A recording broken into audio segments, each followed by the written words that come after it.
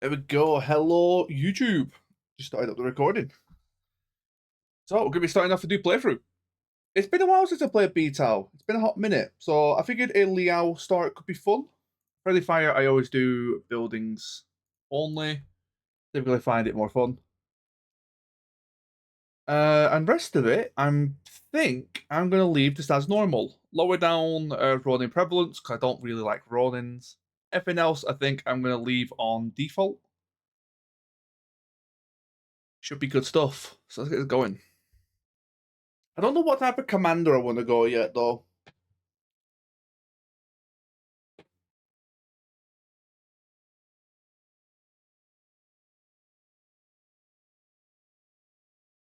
Where's Stackpole Tracker? That is Rogue Tech. This is BTAU. We don't have to worry about random engine explosions popping up, but in the future we might. In the future, we might. Still waiting for that Rogue Tech update. It was supposed to be here like a week ago, and it still isn't. So, gonna do a BTAU instead until it's ready, and I might rotate between them. We'll see.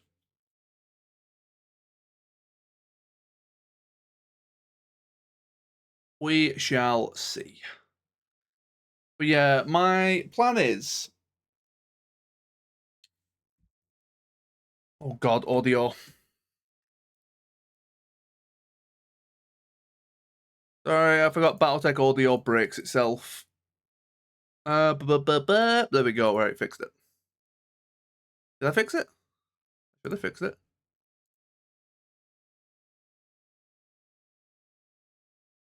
No, why hasn't that fixed it?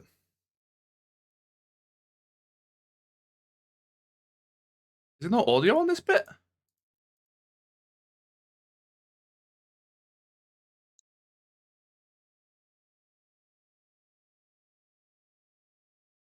Huh, okay. We'll go through this. I'll see if I can fix the audio. Bounty Hunter.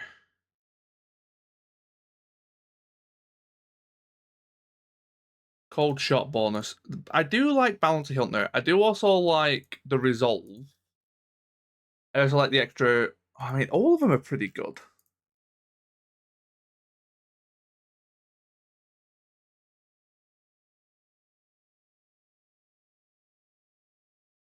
Max range. 5% sprint speed. I might go for the unsteady one. I do the commander as the melee pilot as usual.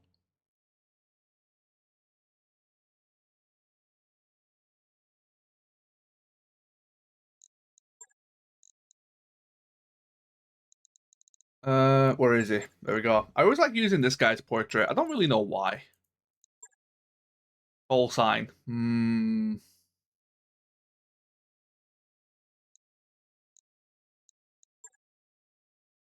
Go with focus. And then I typically give him Raju's voice, because I think that's one of the coolest voices in the game. So we'll get that one going. There we go, Raju.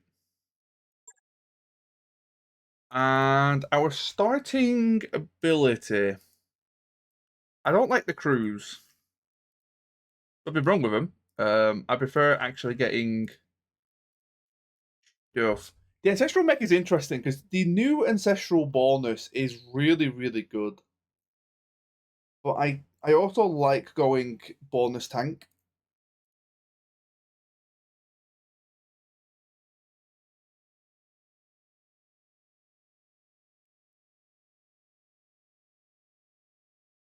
Because the issue with the Ancestral Mech is it basically just becomes a scout and that's it. That's its life role after that point.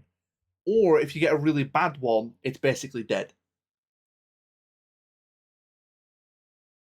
The tank. There are some good ones.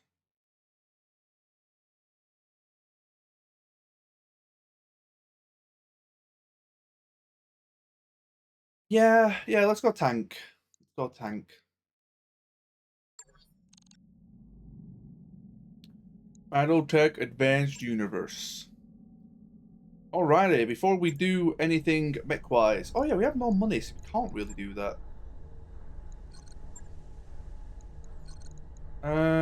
Where are we?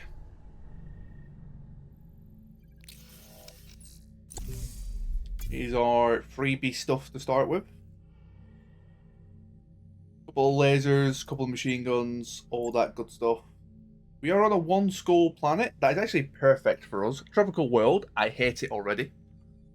Pilot wise. Oh, it didn't. Oh, it kind of worked. Yes, I don't know Commander. why we got Blaze. Somehow Blaze snuck in, but everyone else seems to be able to be renamed. How's it going? Grandpa's looking pretty good. I will be. How is the audio for everyone, by the way? BattleTech audio is always the hardest to balance.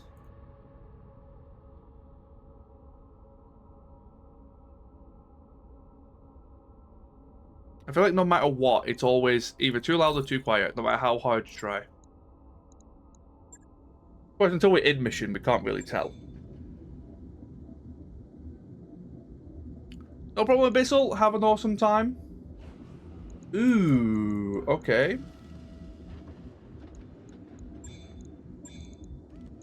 Ooh, we got a hunter. Okay, I like... Okay, that's not our freebie tank. That's just one of our starting tanks. We'll get the freebie tank soon. Phoenix Hawk, Clint, Jenner, and 2 Wasps. I mean, the Wasps are kind of a bust.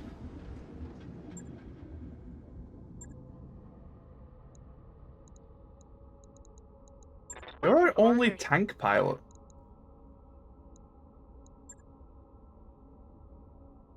We're Canopian though, so that helps.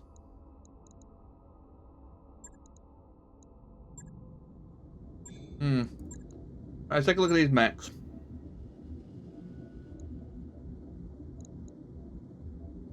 I don't usually like running early game machine guns, but support weapons have really good evasion ignore.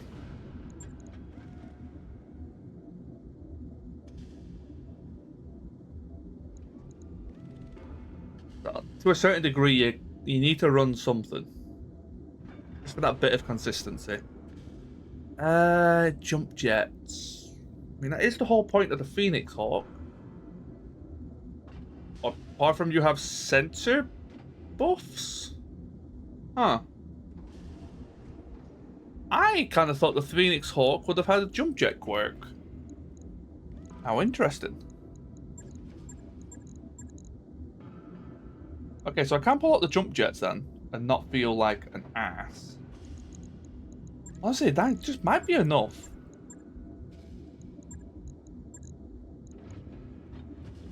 Right, what we're going to do is I'm going to actually pause.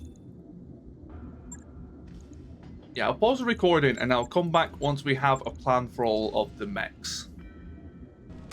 Right, the mechs have been built, so we'll showcase them as they're built through. Here is our Phoenix Hawk, pretty much left as was. Just remove the jump jets, armored up a bit, move the ammo to the legs. Bada bing, bada boom. Honestly, the only real upgrade you can make to this is the moment you get an XL engine. That's the only major improvement you can really do to these things. We got an interesting variant in that we could put lacks in the arms in the future. If you end up getting stuff like LAC 5, I might revisit this and try to make jump jets with LAC 5s. Is that something you can do? Probably. We'll find out. And the other ones will be built as we go through. I typically do the longest first. Also, in the box of goodies, you'll see some parts of it. We ended up getting a Hermes 2, which is not the best, but we made it work. And here's our freebie tank. Mech you wanted is back online. A Zukov. Zukov these nuts.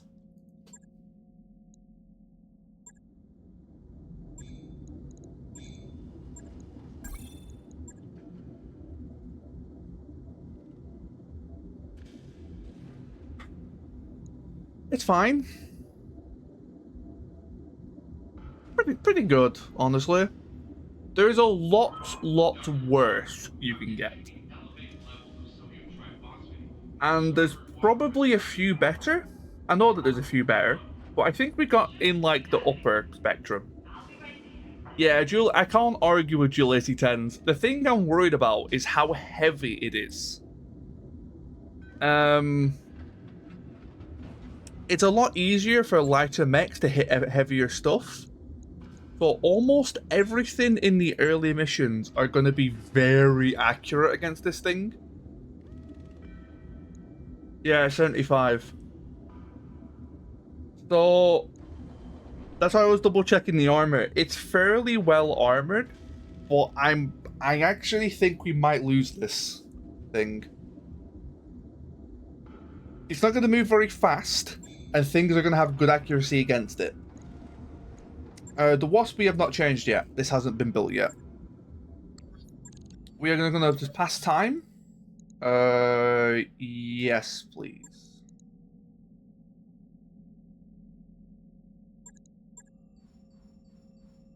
Wait for our mechs to complete. If I shift click that, it will move until that event occurs, and then stop automatically. That work order you submitted is complete. So the Clint, we removed the ERPPC, added large laser, 2 mediums and 2 smalls. Pretty well-rounded build. This was an okay Clint in that it came with a double heatsink. We'll probably rip that out in future. But seemed pretty fitting for it to have it now. And then after we built the Clint is when we realized, oh, we should have checked the heavy weapon crate.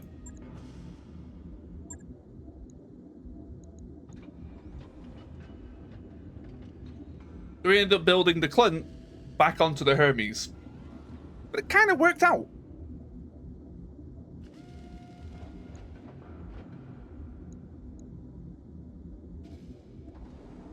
But yeah, nothing special. And the Jenner, we decided to go with a few of our fun toys. Normally, I would do 2 mediums, an SRM4, and 1 ton of ammo.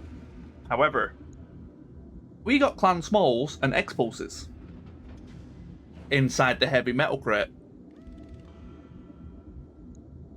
We rebuilt the Clint into a non-Clint, checked the crate, and rebuilt the Clint. That is exactly what happened, Tank, yes.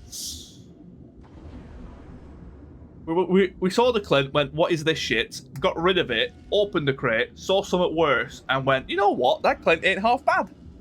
And brought it back.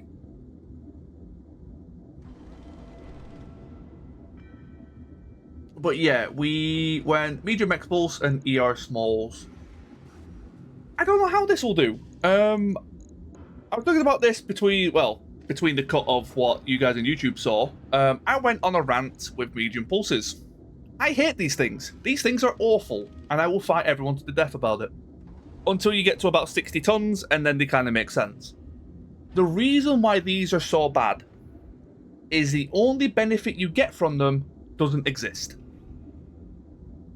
What I mean by that is you get +1 accuracy and +1 evasion ignore compared to a normal medium laser. And you think, oh, that's not bad. Until you look at the ranges. And then you realize, oh, wait. If I'm not literally within 2 hexes of the enemy, I am worse than a medium laser. So, for every range bracket you are away from the enemy, you get a +2 to your hit. That in tooltip version will be the equivalent to a -2 accuracy with this weapon. BattleTech does a lot of pluses and minuses and then inverses them later. So, if you're within short range, it is a straight shot. If you're at medium range, you have a plus... No, sorry. Is short range +2? Sorry, I'm double guessing myself. +2, +4, +6, +8 is how it goes. And for every range bracket you are, it goes up by 2. The range bracket for medium range, for medium lasers, is 90 to 180. That's when you have the +4, I believe. For a medium pulse, it's 60 to 120. Therefore, if the enemy is 90 meters, the pulses is better. If the enemy is 120 meters, the pulse is basically exactly the same as the medium laser. And if the enemy is 60 meters, they're at short range of the medium laser, so it's the exact same as the medium laser. So the pulses are only better than medium